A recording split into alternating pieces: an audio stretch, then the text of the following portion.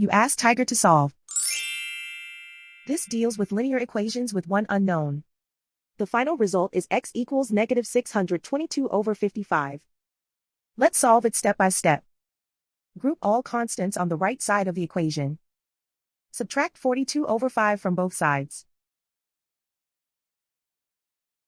Group like terms. Combine the fractions. Combine the numerators. Reduce the zero numerator. Simplify the arithmetic. Find the lowest common denominator. Multiply the denominators. Multiply the numerators. Combine the fractions. Combine the numerators. And so the final result is x equals negative 622 over 55.